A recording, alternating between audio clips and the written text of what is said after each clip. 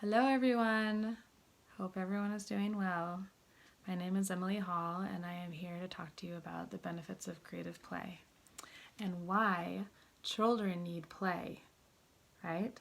But children turn into adults.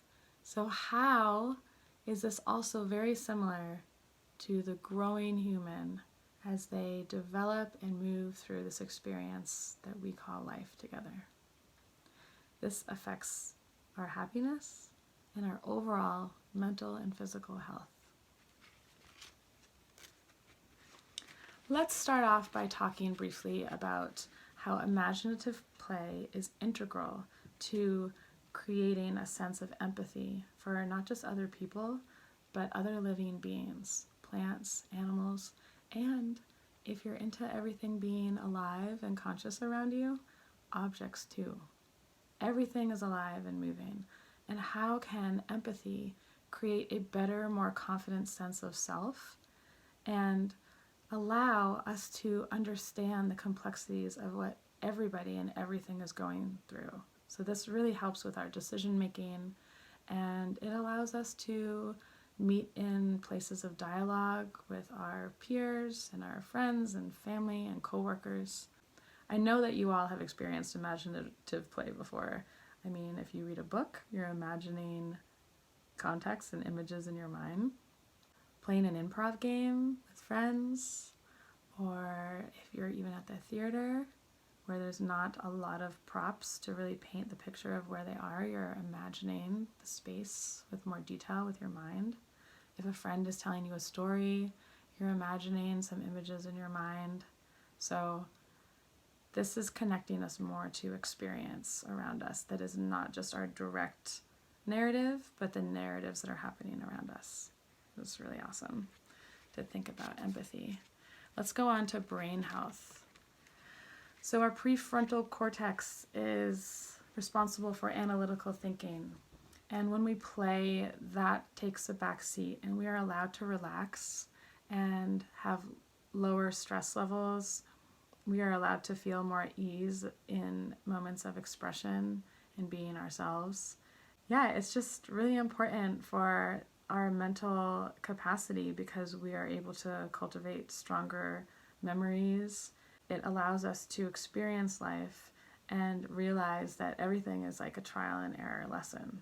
So instead of saying that we did something wrong, instead of trying to avoid mistakes, we realize that we learn through mistakes and we learn from doing things wrong, and so there's less apprehension, and again there's more confidence and understanding just the way the world works around us.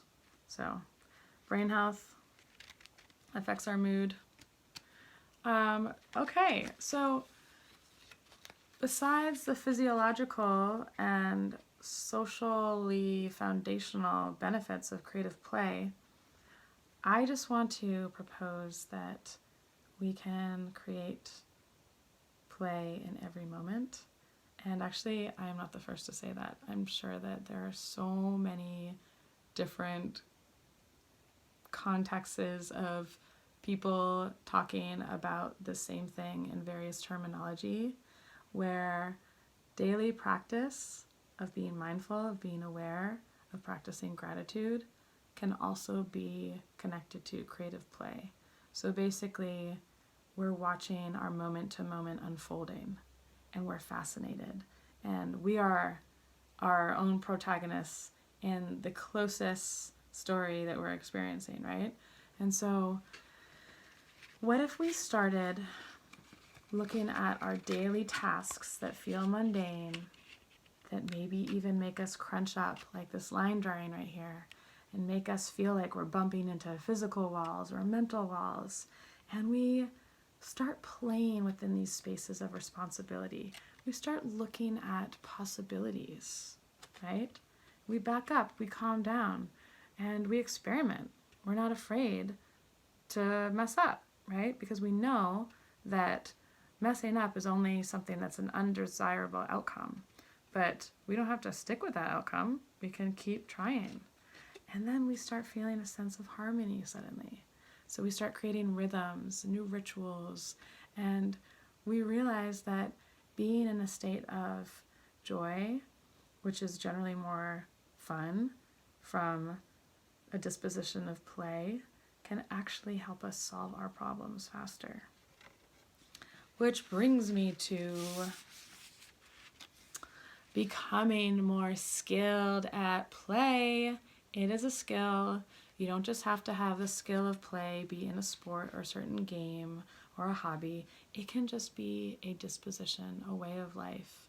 And so once we become more skilled at play, we can more comfortably fall into that rhythm, and then we can more comfortably talk about what creative play looks like, and we can demonstrate it to our fellow friends, co-workers, family members, partners even, and we can start spreading play as a way of living all around the world, okay?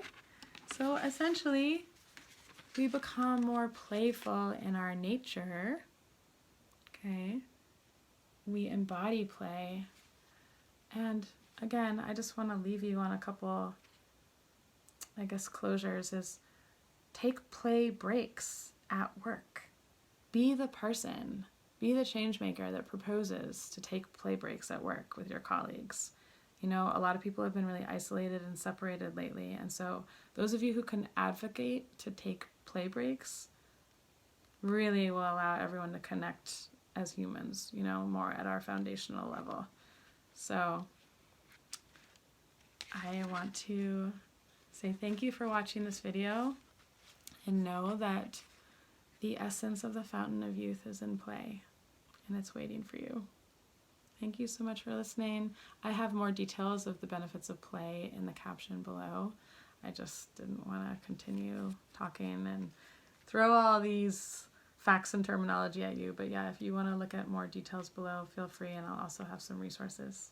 Thank you so much, and be well.